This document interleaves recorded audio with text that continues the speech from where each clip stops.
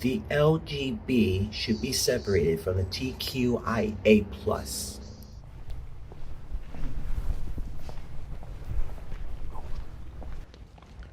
Saying they should be separated is not saying that one is, less important. Yeah, agreed. So I do want to start with that. But I do think that the LGB is very specific, rooted in science. It's very clear as day. You have lesbian, gay, and bi. Main difference between male and female, we all know what that is. The reason why I stepped forward with hesitation was because I think that there are such lived differences in experiences that we experience. Although collectively, I think that we all know the collective experience of being a sexual deviant. There just is a difference in lived experience that I think is important to talk about and acknowledge, and that's my grounds for agreeing with perhaps a separation. Mine is very different. To be clear, the science is very solid on identities other than gender assigned at birth being valid. Science is very clear, robust, there is no question that it's legit. We, as cisgender people, do a really bad job of standing up for people who aren't cisgender. I call out the fact that cisgender queer people are treated differently than non-cisgender queer people, and until we do better, we don't deserve to have the letters be together. Much better grounds. So, I mean, I agree with what you're saying, but I think in general, this conversation can become very hostile because it seems like, I'm like, oh, I don't want you to be a part, like, I don't want you to be my friend, I don't want to be with you, be next to you, be seen with you, and that's not the case. One is an identity, and one is a sexuality. And that's just the simple difference between the two.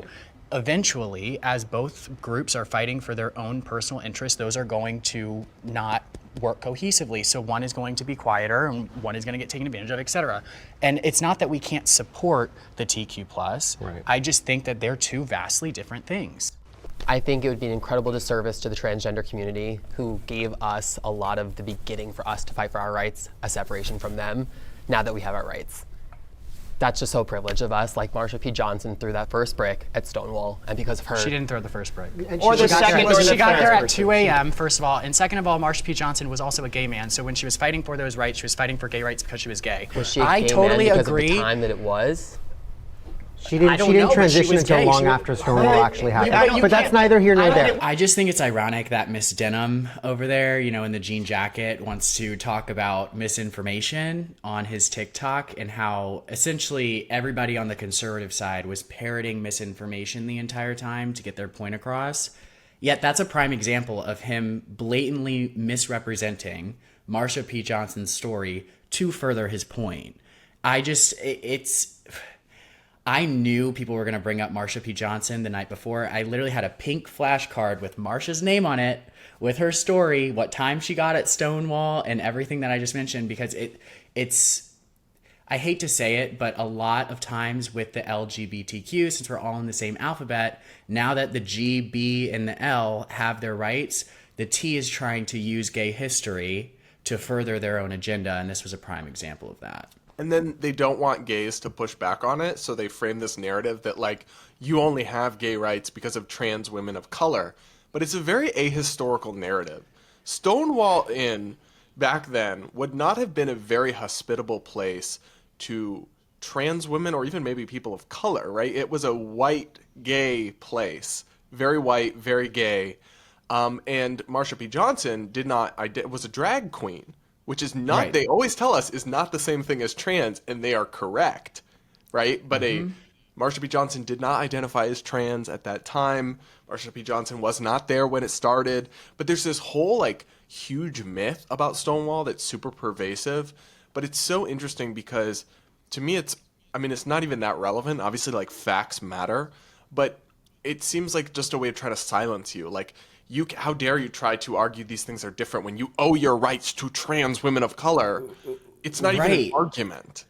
And there's so much wrong with it. I mean, first of all, trans people back then were not fighting for the same things trans people today are fighting for. Nobody was sitting here saying, no transsexuals were back then saying, oh, I am a woman. That's not what was happening. They weren't trying to erase gender, so first of all, that's completely irrelevant. Second of all, even if it was the case, if we operate under the assumption that there was a whole brigade of today's trans people that went back in time and fought for our rights, when you fight for somebody else's rights, when you help somebody else, it's not a nice thing to do if you're expecting something in return. You don't get to hold people's rights over their head so they can agree with you. So even if they were doing that, I still can't get down with the, oh, well, we helped you, so sit down and shut up. That's not help.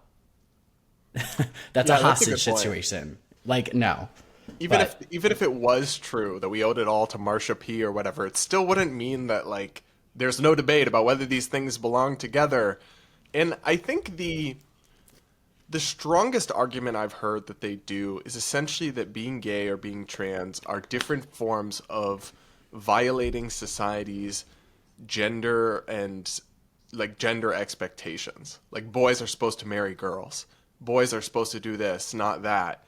And I guess, but I still think sexual and romantic attraction are different than identity.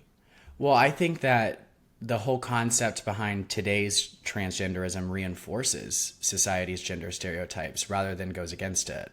Because it would be different if they were saying, I am a man who likes to wear dresses, but they're not saying that anymore. So they're not necessarily going against society. They're now falling back into the binary that gay people had to escape from. I was a young kid who wore dresses all the time. Never did I say I was a woman. Never did I believe I was one, because I think that everybody should be able to express themselves, whether they like pink or blue. But if now you like blue, it's a whole different story. You might be trans, so now you have to fall back in line and call yourself a woman. So I wouldn't say that they're going against societal Well, and it's norms. also because they've detached it from gender dysphoria, which is a real medical experience. But now they say that has nothing to do with trans. It may or may not be there. And also, like, non-binary, they say, is trans. And non-binary, I think 100% reinforces the stereotypes. I'm non-binary because I don't identify with makeup and long hair or sports and cowboy boots. I mean, they don't literally say that, but that's actually the logical implications of what they're saying. So I see that. I just think they are distinct. I don't actually think there's much in common to the experience. I also, though, I know people like to debate this point. I think it's something of a moot point. Like, I kind of think the ship has sailed and that LGBT is here to stay in the terms of the cultural and political discussion. I can't realistically speaking, even though I think they probably should be separate in the theoretical, I can't really see us reversing that. Well, yeah, because in order to do that, we would need to have those very, very leftist nonprofits be on board with it, and that will never happen because they control pretty much all of the acronyms. But I do want to preface all of my points when I talk about, like, transgenderism. I'm never referring to people with gender dysphoria.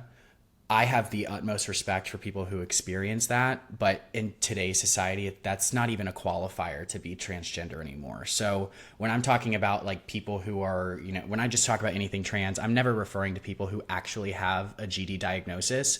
I'm referring to the people who are non-binary because they want to be unique and have no actual personality. Anyways. I think that's what I mean when I say get the Q plus, the hell away from me. It's like basically everything after the T. The T is complicated.